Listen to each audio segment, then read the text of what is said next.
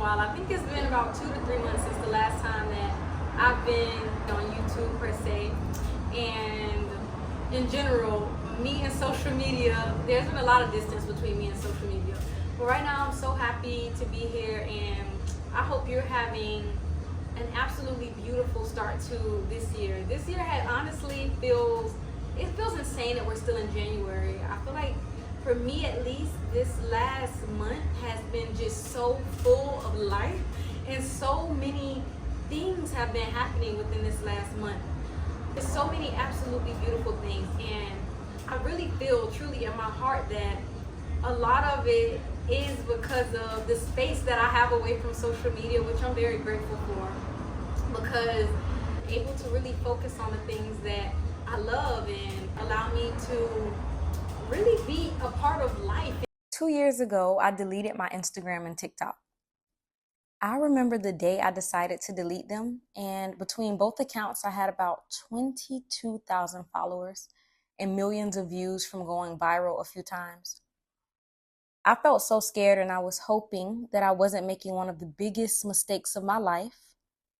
People work so hard and even pray for that kind of following on social media. I know I did. For years, I was caught in this cycle of trying to grow my followers, crack the algorithm so my posts would trend, and really doing it for the gram. And like anything we give our time and energy to, it was working. I got more likes, more comments, countless DMs from people telling me how much I inspired them. So I kept going, always searching for something special to post, hyper editing to make everything look super perfect, posting 3 to 4 times daily, and sometimes for 6 to 8 hours on my story, and habitually checking my phone to see the performance of my posts. So I eventually made it to the highlight reel and the trending pages, but in the end, it left me feeling like I needed to do more. I wasn't doing enough, or the other side of that, like I was better than other people. And I was constantly comparing my life to other people's lives. I also became very judgmental based on superficial things. And these habits didn't just remain on those apps, they followed me into real life. I soon discovered that social media was seriously distorting my reality. These last few years have been a journey of rediscovering myself, which has meant quieting a lot of unnecessary noise in my life. This is what it looks like when I log on to YouTube. I'm not joking when I say it's quiet, okay? But it hasn't always been easy. I've had so much fear and uncertainty along the way and on this journey.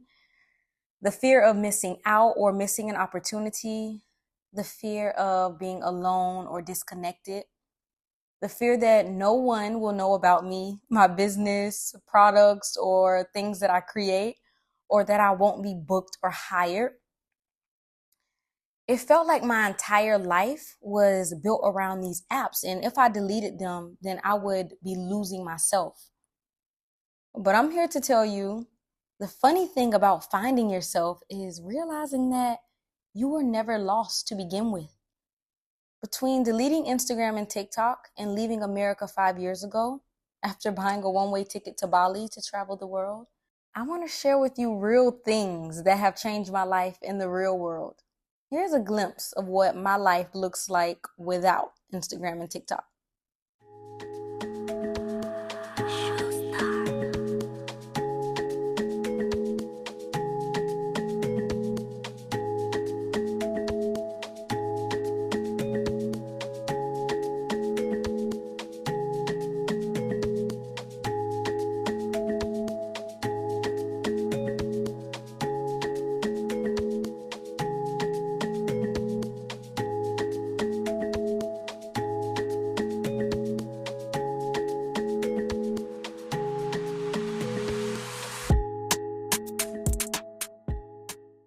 Sometimes when I meet people and they ask to exchange Instagram accounts, it's mind-blowing to me that people are still shocked that there are people in the world who don't use these apps.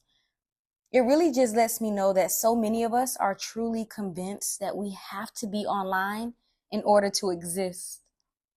People would literally email me or reach out to my family to check if something terrible had happened to me. But meanwhile, my life was full of deeper intention and purpose, deeper connections and friendships, deeper enjoyment and presence, and more meaningful traveling. I wasn't just traveling or taking cool pictures. I started to travel to actually do real work in the real world and to meet people and to learn and to listen.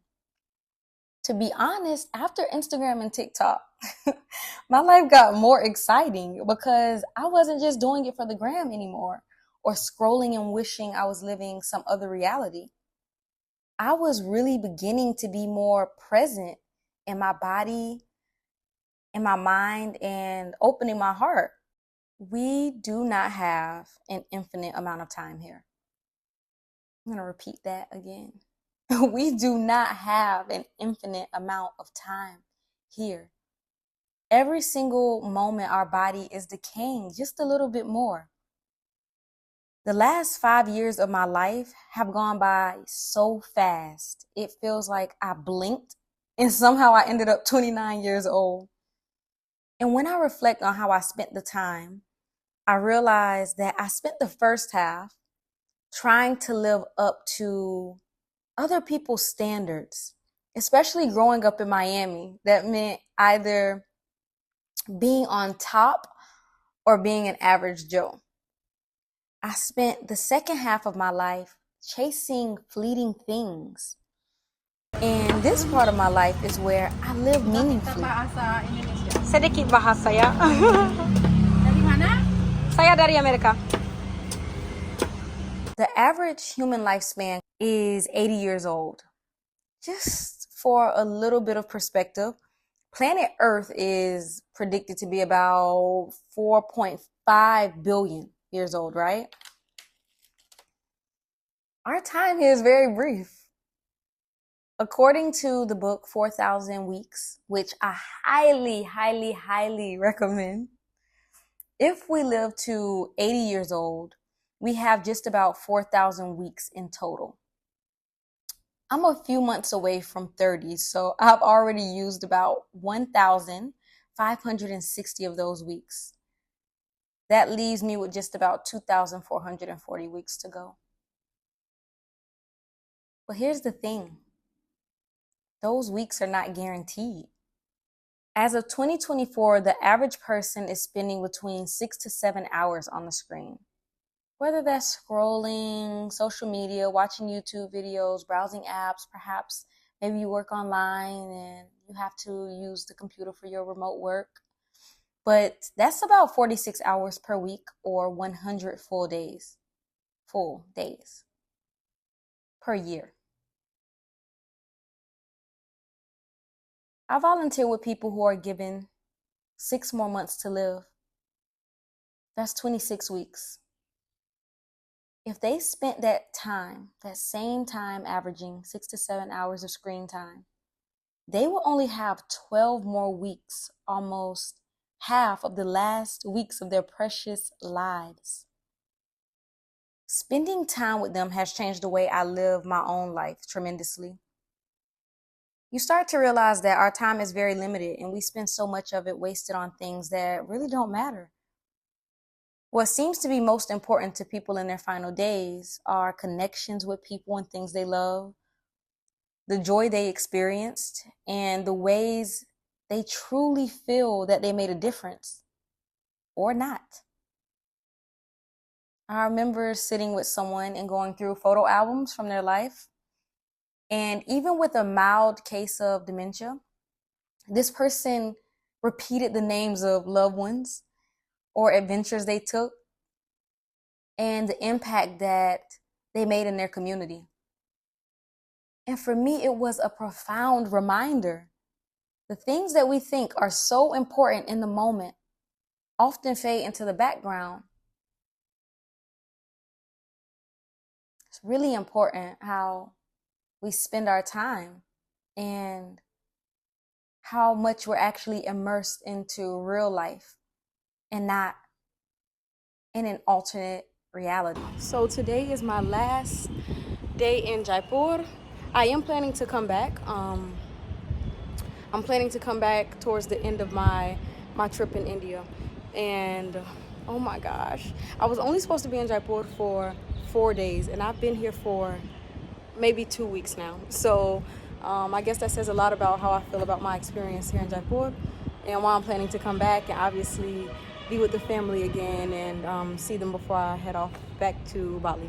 We're going to the NGO, and this time around I'll get to see the kids, which I'm really excited about because I haven't seen the kids. I've spent most of my time with the women who are doing the sewing and learning how to sew and design and all that good stuff. So I'm really excited to see the kids. This always brings me back to the 5 regrets of the dying. They're the most common things that people wish they'd done differently.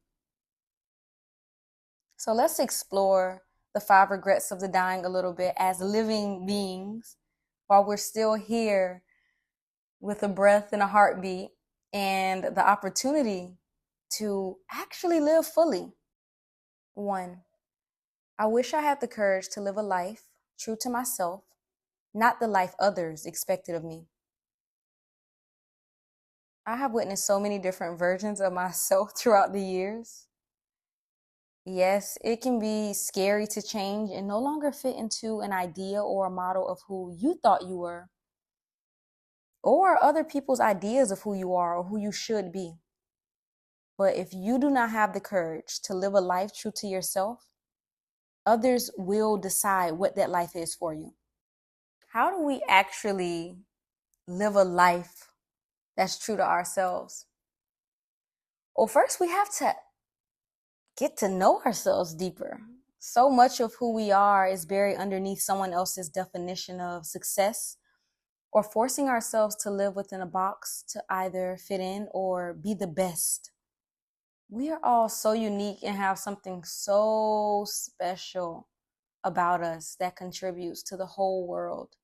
If we stay true to that, travel, explore, try new things. Our life is really the total sum of our habits and the actions that we're taking. So much of who we think we are really just old stuck habits from our environment. And it feels like that's our only option when that's all we've ever known. Traveling changed my life. I learned so much about myself and I unlearned so much more.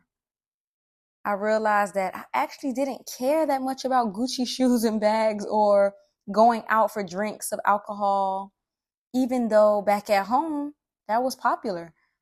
And that was a version of myself. I actually like being barefoot, swimming under waterfalls, and talking to strangers. Travel also saved my life. So many people I know from back home are either dead or in jail. Don't just travel for Instagram pictures and creating content for the highlight reel. Travel to be changed, to get deeper with yourself, to discover who you are for yourself. Journal and reflect. Journaling may sound like a very mundane thing or simple and not deep, but you'll be surprised how healing journaling can be. When I first started on this journey, I didn't really know much about myself at all. And honestly, I didn't have the tools or resources to know where to even start. So many people will say, get to know yourself, but that can sound like some encrypted message. Our hand to pen and paper is so much slower than racing thoughts. So journaling helps me to process my feelings, emotions, and thoughts, which essentially guides me towards more clarity. Start a journaling practice for 30 days and see how much you get to discover about yourself. Take a 30-day social media detox. Social media has undoubtedly brought us so much convenience, so much. But it is worth asking, what are you trading in return? A 30-day detox isn't about demonizing social media. It's about pausing to reflect on its role in your life and getting to know yourself without being overly influenced by likes, algorithms, comparison shaping your thoughts. Let's be real. No matter how strong, smart, or self-disciplined we think we are, the facts show how powerful social media is. It's designed to be addictive. Platforms hire behavioral psychologists and borrow techniques from casino slot machines. Hearing people like the former Google design, former Google designers say that they have things like constant feedback loops and hearts and likes and thumbs that actually make it difficult for us to separate our true self from the persona that we've crafted for social media. He helped design this stuff. If anybody knows, he's one of them. According to the Social Dilemma, there was a 2018 study that found that higher social media use is linked to increased rates of anxiety, depression, and loneliness. And they also found that limiting the use to 30 minutes a day led to a significant decrease in anxiety and depression after 3 weeks. So social media often drowns out the silence and solitude that we need to truly get to know ourselves. By disconnecting, you might reconnect with something even more meaningful, the real you. The second of the 5 regrets of the dying is, I wish I hadn't worked so hard. I don't know who needs to hear this, but struggle, stress, and burnout are not prerequisites for success or happiness. In fact, they're just signs that you are moving further away from success and happiness. I started working when I was 12 years old, so I know what it's like to work hard. And I grew up in the hood. You either worked very hard to get out or you got stuck inside. So I always juggled multiple hustles. I eventually went to college, got my degree, and then started working as a designer and business manager for a major company. And when I reflect on those years, I worked so hard on things that rarely matter right now. Instead of working hard on things that probably won't matter to you, do meaningful work. How to do meaningful work? Take care of your body. Stretch, move, eat well, honor it. I used to work so hard on the outer image of my body. My nails, my hair, my makeup. I once saw a post on Facebook that said vegetarians and vegans will die just like meat eaters. So eat what makes you happy. And that's true. All of our bodies will decay at some point, no matter how healthy or not we eat. The only difference in this is our quality of life. While everything externally was looking very beautiful, I was suffering so much internally. For years, I was struggling with irregular menstrual cycle and cramps, UTIs, yeast infections. My body was often catching a cold because I had a very weak immune system. My body was speaking to me, but I was too busy working hard on my image. When our body gives us pain, sickness, stomach issues, headaches, sleep issues, it's trying to tell us something important. But we are mostly so distracted by things that don't really matter that we miss these signs. Taking care of your body is meaningful work. Meditate and take care of your mind. One of my good friends, who is a meditation teacher, says meditation is like an appointment with yourself. And it really is. Don't just meditate blindly from random videos and things that you found online. Find a serious meditation practice and you'll see the benefits in so many areas of your life. Overthinking, anxiety, mood swings, mental fog will transform into clarity and focus. You won't need to work so hard struggling and chasing productivity or trying to keep up. Work will be easy and fun, and it'll become very clear what your path is or what the answer is or what your life's work is. Meditation isn't about seeking answers or finding anything, but it's about being who you really are without all of the noise. The third of the 5 regrets is, I wish I had the courage to express my feelings. When I left the US 5 years ago, I was so uncomfortable with something as simple as a hug. To receive or give a hug made my body tense up. My heart was beating very fast, and it honestly created a lot of anxiety for me. Growing up, we didn't really talk about feelings. If your basic needs were met, then you were okay. But our feelings do matter. And when we hold on to our feelings and never take the time to acknowledge them, studies actually show that unprocessed emotions lead to mood disorders, high blood pressure, heart disease, a weak immune system, poor sleep quality, poor relationships, and impair our cognitive functioning. When we see too much of the highlight reel on social media, seeing only curated highlights of our lives and everyone's best moments, we may feel the pressure to perform or present a perfect image or very surface level interactions. In America, it's very popular to ask someone, "How are you doing?" and not actually make the time to even hear the person express themselves. How do we express ourselves? Being in safe communities. It's so hard to let down the walls when you don't feel safe or where you don't feel safe. As someone who's experienced sexual abuse within my community, I know what it's like to lose the ability to express your feelings and suppress them for comfort. I didn't actually start learning how to express my feelings until I was 25 and moved across the globe and met people who wiped my tears and held my hand and gave me a shoulder to cry on, told me it was okay, and empowered me to be honest about what I was feeling. And it's not that the communities that I was in before didn't care or didn't want to do it. It's that they simply didn't know how to. When I was on Instagram, I was highly addicted to the gossip blog that is just full of drama and about fighting and arguments and he said and she said. These communities that we are a part of, whether online or not, can either be medicine or poison. When you express how you feel, slow down, pause, try not to rush. Don't be scared to change your mind or correct yourself. Breathe. Breathe to return to yourself and express what is true for you. In our brain, we have cells called mirror neurons, and they help us learn from others, empathize, and they're really important for our social learning skills. But they can also lead us to unconsciously copying the behaviors, emotions, and even speech patterns of other people.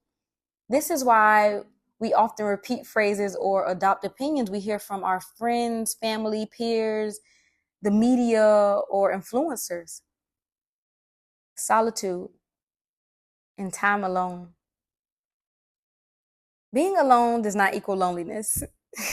Spending time alone really allows us to hear ourselves, but not alone with a bunch of stuff, devices, or trying to fill the space by doing something, but really being alone with yourself, even if it's just for 10 minutes a day. Every year I go on a 10-day silent retreat. There are no phones, books, music, devices whatsoever allowed at all. There's also no speaking or physical contact allowed as well. And this literally may sound like the ultimate boredom and loneliness, to be away from everything and everyone. But I find that these retreats in solitude bring me so much closer to myself and everyone around me. Solitude does not push you further away. It actually brings you closer. You don't try to hide yourself or your feelings. You are more honest and true about them because you can clearly see how important they are to not just you, but to creating harmony all around you. The fourth of the regrets is I wish I stayed in touch with my friends. Oh my goodness. I used to say and believe things like trust no one or I can do it on my own. Today, that mentality could not be further from the truth. Community friendships, support circles, they're so important. Humans are social beings. We need connection, but not superficial connection. Likes and comments won't do it.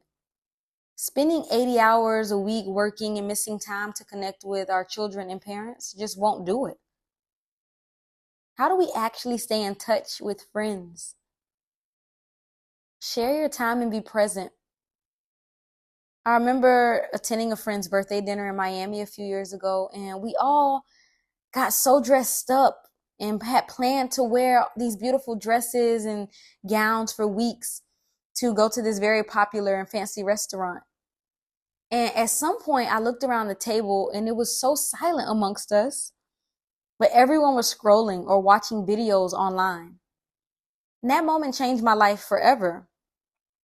When I'm spending time with friends, I try to be as present as possible with them without having my eyes on the phone or trying to work in between or multitask. Even if it's time together in silence.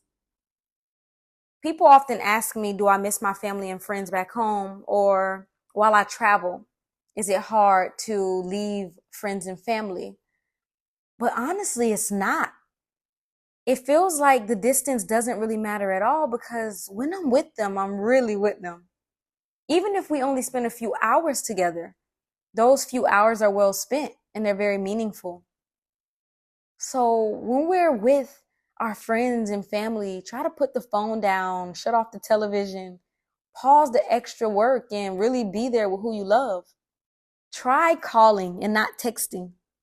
It seems so much more convenient to just send a text message or comment on a post, but that's still so much distance. And over time, those fleeting messages will be deleted or forgotten about.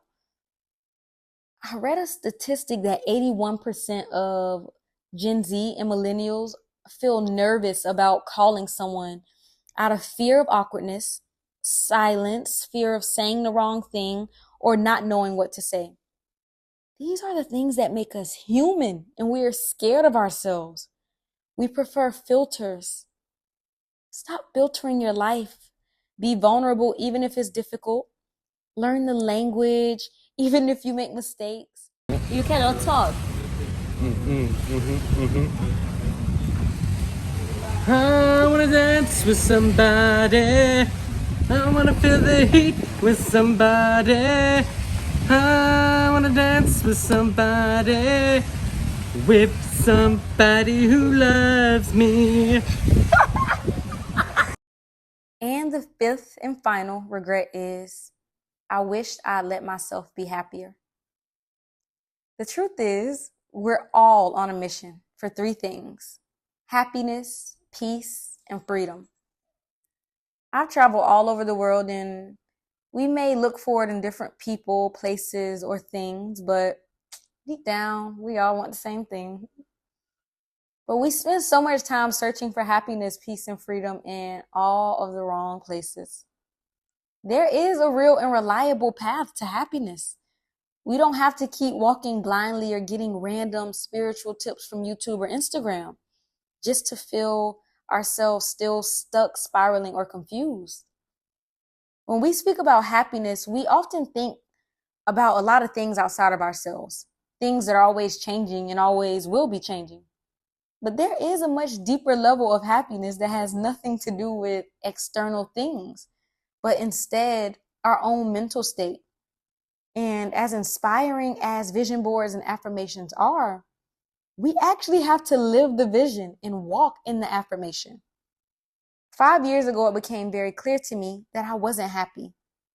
I searched for it in so many of the traditional ways: the jobs, the car, the stuff, the men, the approval of others, and things that I could buy. But then I realized that I was getting all of that stuff, but I still felt a little incomplete, or like there was something else that I just wasn't quite getting. And when I realized that, I removed my television out of my room and I put up a whiteboard, a dry erase board, and I started actually planning out my master escape plan to really get to the bottom of happiness. Here's what I learned on the journey of letting myself be happy: saying yes and not waiting for the world to validate my yes. It doesn't have to make sense to everyone. Our path won't always make sense to anyone else. It doesn't need a million likes. It doesn't need to be the right time. Instead of maybe later, ask yourself, what if I never start? Between leaving America and Instagram, I have heard all of the reasons why it was a bad idea. But every single day, I'm reminded how these have been some of the best decisions of my life. I plan to spend the next 2,440 weeks I may have on this planet living, not thinking about living, not waiting to live, not planning to live, but actually living. And I'm so excited for you to actually start living too. Living a life true to yourself, working on things that are meaningful to you, being vulnerable and open and living a soft life, building meaningful, deep, and sustainable friendships that withstand the test of time, and validating yourself. And remember, it isn't enough to just watch and consume another YouTube video, even this one. Actually get out there and live your life. Live your life. Fly, thrive, be. Travel for experiences, love. Be scared. Do it scared, but do it. Thank you so much for watching this video, but remember that it's not enough to just consume more YouTube videos because it's a distraction. It's actually important to live your life and not be confined to other people's ideas and experiences online. If you are a woman who are seeking to actually get outside and live life and not just look good on the outside but feel good on the inside, and is tired of just the highlight reels on social media and really want to start writing your own story, this April 14th through the 19th, we'll be in Bali having our Eat, Pray, Love retreat. And this is your personal invitation to join us for deeper connections, deeper healing, deeper meditation, deeper laughs, deeper joy, deeper adventure, deeper everything, and to really start living a life that is meaningful to you. This is a retreat for your soul, not just your IG feed. So I'm leaving the application in the comments of this video, and you can apply if this feels like your call, if it feels like Bali is calling you. I would love to have you on Bali.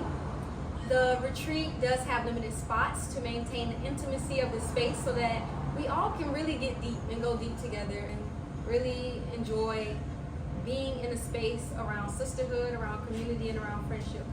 So secure your spot, and I'll see you on Bali.